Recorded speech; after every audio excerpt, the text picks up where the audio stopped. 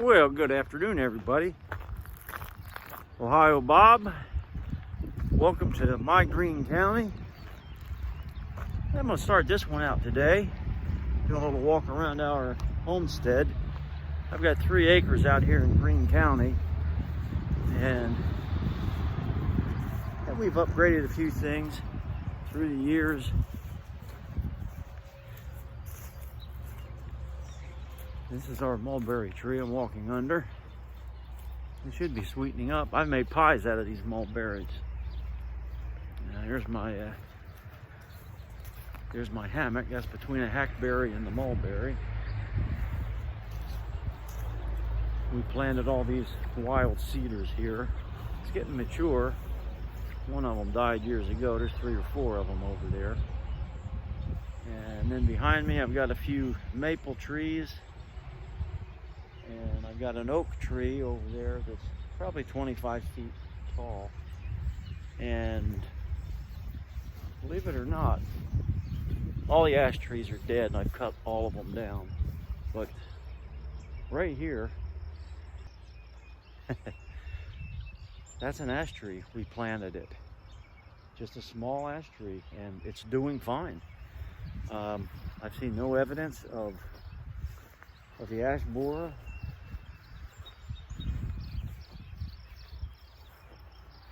Now that's the back corner of the property over there. Neighbor kid over there swinging his bat. But yeah, I thought I'd just come out and do a walk around the property. And I'm coming up on 37 years that I've lived in Greene County. So I can safely say that Greene County is my home. That's my little garden. I just planted some tomatoes, and I planted some zucchini. And for all of you perennial farmers, if you see that kind of fern in an L shape, that's my asparagus. And of course it's done for the year, but I let it grow up and go to seed, and makes it healthy, they say. I have cut it down a few times. Earlier in the season, after the growing season, but it's a really hardy perennial section that I put up years ago. And these are relatively new pines here, but we had some issues with these, with some larvae, and they were eating them to where the needles fell off, and we went out and hand picked them and did a little bit of spray on it, some organic stuff, and they came back. So these are little white pines as well. And this old boy behind me here, as I'm turning, I'll go up. That's a locust tree. It's one of the ones that have the thorns on them, and big thorns too. A lot of people cut these down. It's a hardy tree, but whenever I walk my property line, I always think of my Lord and Savior, Jesus Christ, when I see those thorns. So, and what I need to do, I need to get out here, and you can see those thorns, they grow on the trunk. I come out here with a real sharp hoe, and I'm able to reach up, 15 feet or so with the hoe, and they come off pretty easily. And I gotta rake them up with some welding gloves so you don't get stuck with those thorns, because they'll fester. So, and that's a nice maple tree by the locust tree. And this is Tracy's garden, and she works hard at it, but for her it's her, she calls it her therapy. That pine tree that sits back there, we did some undercutting. Yeah, there it is. Last year, because it was overgrowing the whole garden. We've got Rosa Sharons in there. and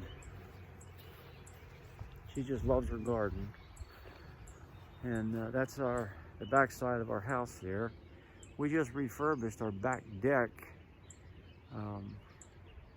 We added some new wood and we turned some boards over.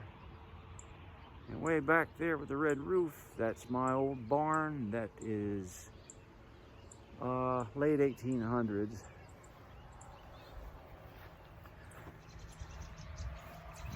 Well, yeah, as I say, I've got 3 acres out here. And I've got a 54-inch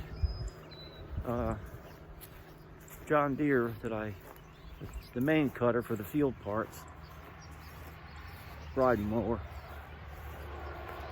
And I've got a secondary one, which is a Troy-built 46-inch. It's called the Horse. But with both of us out here with mowing, we can get it done pretty quick. Now these behind me, let me see if I can get these. You see there's that dead wood. That's on, the neighbor's name is Morris. They're farmers. Yeah, those ash trees are dead. They're on his side. The giant one that I had right over here in this corner, Bobby, Matt, and I took that out a couple years ago. I had a tree cutter come in and he dropped it. But that's the way it went with the ash tree borers, and he took care of everything. Here's a nice view of the property. I'm standing on the north side of the property, and you can see the side of the house and the barn in the distance. Tracy has another little garden right here. It's got tulips in it, and she pretty much just lets that go kind of semi-wild. She comes out and picks the weeds out of it once in a while. So yeah, this is a nice little walk around today, and it's a beautiful day. It was hot last week, but a little cool front came in, you know, early summer cool front, and I think it's only supposed to go up to like 74, 75 today with virtually no humidity. So I'll turn around here and you'll see this, and all these pines that you see along here, we planted them when we came in. Tracy just wanted a barrier between us and the highway, because it is a fairly busy highway. And then that big fellow right up here, that's a black walnut tree. And that is a beautiful tree. And does it produce black walnuts? I harvested them one year, and it was tedious. It was tedious. It surely was. But I'll walk down here and show you so you can hear the highway here as I walk through the pines, and it is right behind us. I'm not going to walk all the way around down there, but and at rush hour, it gets a little busy.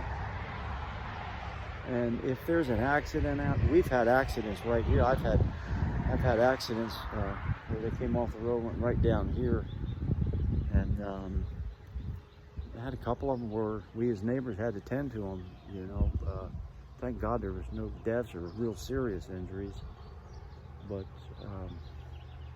it's a highway and you have accidents.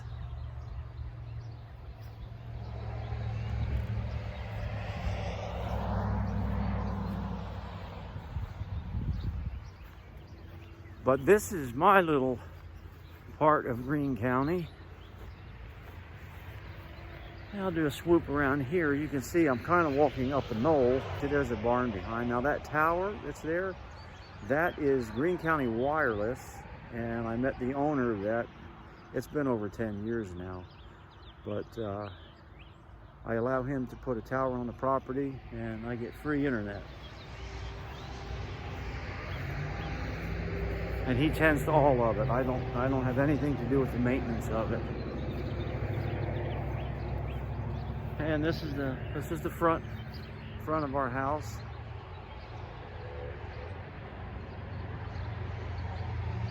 And we're very comfortable here.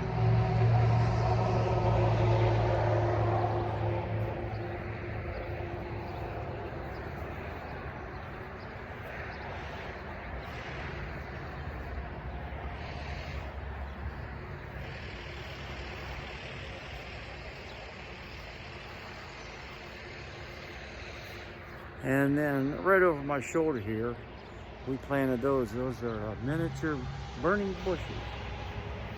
That's the front of the house. I refurbished that deck as well. Really completely rebuilt the deck boards, and was able to salvage the rails. And then before Bobby went to Florida, he and I put that whole boardwalk that goes all the way out to the parking area. And then this is Tracy's front garden.